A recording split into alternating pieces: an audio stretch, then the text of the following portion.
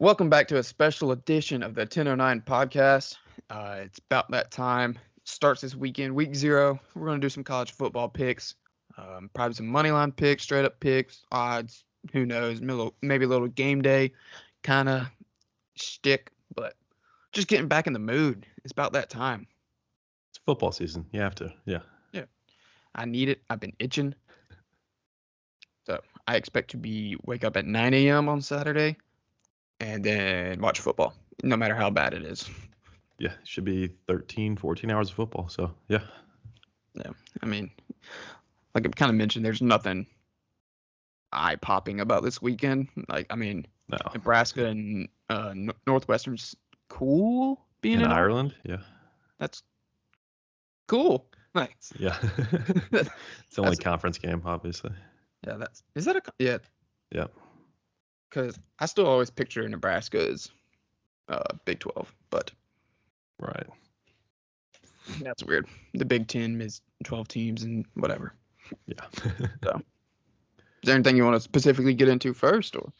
Yeah, I figure we just do this like we'll run game day style, straight up picks through the big games on the big markets on the main channels, which we'll start next week. This week, there's games on the big networks, but the games themselves aren't much. But we'll still pick them straight up, and then we'll get a little bit into degenerate territory towards the end. Gives you guys our picks for the weekend. Hopefully you're in states where it's easier than ours, but yeah, either way, we'll keep track of it, keep ourselves honest. That'll be on our Twitter every week, and we'll give you a recap when we hop on here every Thursday or Friday to preview the next week.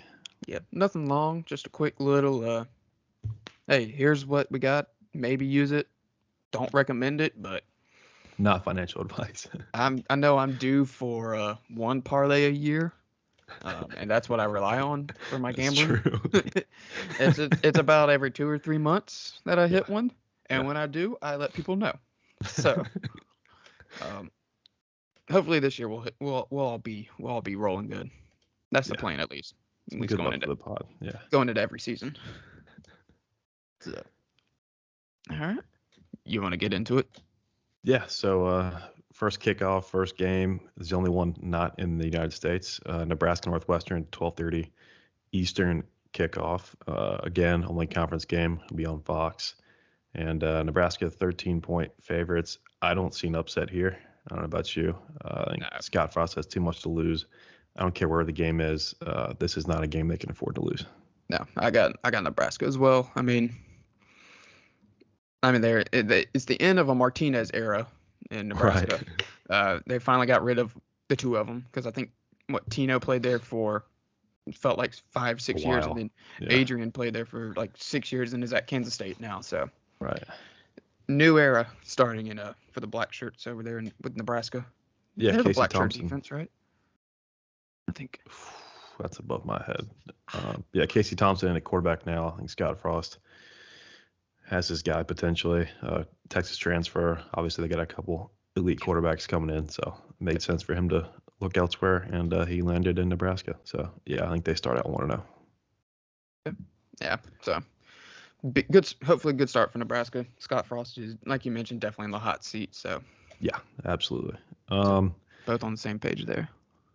Yeah, next one at 4:00. Personally, the most interesting matchup I see on the board. Wyoming is going to Champaign to play Brett Bielema's Fighting Illini. Yeah. Wait. Bielema's there now? I believe so, yeah. I thought it was Lovey. No, he moved on. Oh, he did? Yeah, I believe it's Bielema now. There's some optimism around the Illinois fan base. I think this year could be a step in the right direction. And I think if that's going to happen, they're going to have to handle games like this, especially at home when you get them early in the season. We're going to see a lot of good games at neutral sites, things like that. But Illinois is going to start at home, and I think with how their Big Ten schedule looks, they're going to want to get off on the right foot, especially in front of the home fans, and handle Wyoming. They're 11-point favorites, and I think they win outright. Yeah, I mean, Wyoming doesn't have Josh Allen, obviously. So, yeah, I'm going to go with Illinois too. What, 2019 or 2020, one of those years they had like a good season for their terms. I mean, they Yeah, had a couple upsets. they bubbled up recently. Yeah, Yeah, and then last year, I mean, I think it went 5-7. Um, that so I sounds mean, right. obviously looking for a little bit of bounce back here. Everybody wants to be bowl eligible, so I got them starting off with a win as well. So we're kind of on the same page. First two picks, I mean, we'll probably be on the same page for Yeah, a these lot aren't of these. remarkably close. Especially this next one. This might be the biggest spread on the board, unless you're counting these FCS games. But UConn is headed out west to play Utah State at 4 o'clock Eastern on Saturday. So that might be right around you pass out, take a nap, wake up about halftime of this game, and get ready for the night slate. But yeah, Utah State laying 27 points to the now Jim Mora-led UConn team. Yeah, I mean, they got Tyson Pumachan. Come on. Or no, his brother. They got his brother. They got his brother, yeah. Yeah, sorry, Jack Mack. That's a little rough. Yeah, I'm going to Utah State. Yeah, I mean, this was an 11-win team a year ago. Get the quarterback back. Seems like this may be another one of those dangerous teams out west. They do play Alabama in week 2, so be a similar spread, but probably flipped. And, Definitely. But yeah, I think they handle UConn pretty easily. Yeah, that's pretty obvious. I mean, that game might be intriguing for other things, but right, yeah. But yeah, so moving to the ACC, there's 2 teams in action. Florida State playing Duquesne, and North Carolina playing Florida A&M. I think I decided to pick one with North Carolina. They have Florida A&M coming to them. That's an 8:15 kick, so shifting towards the night slate. What do you think about that? I think I saw this week where they announced that Drake May is going to be their quarterback. Yeah. So they went with that. I mean, a lot of people are expecting North Carolina to have a bounce back season. I mean, I am too. I'd like to see them be good. I know they had a great recruiting class the last couple of years. I got North Carolina, obviously. Right, yeah. So I'd like to see Matt. They got Gene Chizik coming back in for the D coordinator. I'd imagine he's going to slide into the coaching job once Matt Brown retires, but seems like it, yeah. So, I think Mac's got good things going. They don't think they've hit their ceiling yet. New QB, but I think they can still at least get by Florida A&M at home to open their season. Now, as far as contending in the last year of the existence of the Coastal, I don't know about that, but they're not losing this game. The best thing that's going to come out of that game is probably the fans being able to watch Florida A&M's band. That's true. Yeah, big attraction there. Yeah, UNC's allowing them to perform on the field, kind of like Clemson does with SC State. Perfect. I mean, you got to showcase it. The HBCU's bands, like those are phenomenal. Like, right, yeah. They just put on a show. It's a good time to watch those. Yeah, I'll keep you in your seats at halftime for sure. Definitely. And obviously, teams like this, games like this, it's going to do a lot for Florida A&M's program as they go throughout the year. So I know my boys over at the Chatting Average podcast are going to like that. Alex and Cam, they're 2 UNC boys, so that's for y'all. Try and get on your good side. So yeah, just as long as you win, you're good. I look for odds. I don't see them. It's an FBS game, so I didn't look too hard. But the last game of the night, Vanderbilt heading out to play Hawaii in another really interesting game, just like Wyoming, Illinois, as far as teams matched up and where the game is. SEC headed out to the Big Island, 10:30 Eastern kick, so Pac-12 after dark time slot, but no Pac-12 teams just yet. Vandy laying over a touchdown, which I think is interesting. Hawaii had a lot of issues in the Todd Graham era. A lot of players transferred out, left the program, but they've got Timmy Chang coaching now, played there, broke a bunch of records. So I think as far as culture goes, they're going to be back on track. I'm going to just pick the upset. I'm going to go ahead and go with Hawaii just because there's a lot of big favorites on this slate. I think there's going to be one upset, and I think this could be it. Yeah, for some reason, like this game is just intriguing to me. One, seeing an SEC school all the way out in Hawaii is kind of, I mean, it's weird. Yeah, Saban would never. Yeah, but I mean, it's 2 terrible teams playing each other, so like. Yeah, there'd be a lot of points for sure. These 2 defenses last year outside the top 100 respectively. So. I think, but I mean, I'm gonna go with Vandy, so that way we have a little variancy on this Right. Short pick'ems, but I mean, SEC powerhouse, maybe. Right. Not really, Powerhouse but and Vandy. yeah. Yeah. I mean, like we said, it's not an intriguing weekend, but it's something. It's No. football. I mean, hopefully we go 4-1 respectively, or That'd be 5-0 nice. respectively. Yeah. I mean, 80% works. I don't care Yeah. what you're doing. Yeah. So I mean, 11 total games. Those are the 5 that caught my eye. A couple are bigger schools. Like I said, Florida State is hosting Duquesne. That you would think that's a walkover as well, but I think that's the only other Power 5 team in action. So, with that being said, going into picks, what do you like on this slate? That's a great question. I mean, over in Ireland, I mean, Nebraska's not going to blow you out of the water with their offense. I mean, Northwestern. And I see that being like early start over there, or not early start. I mean, it's 12:30, so that's probably 4 o'clock over there or something like that.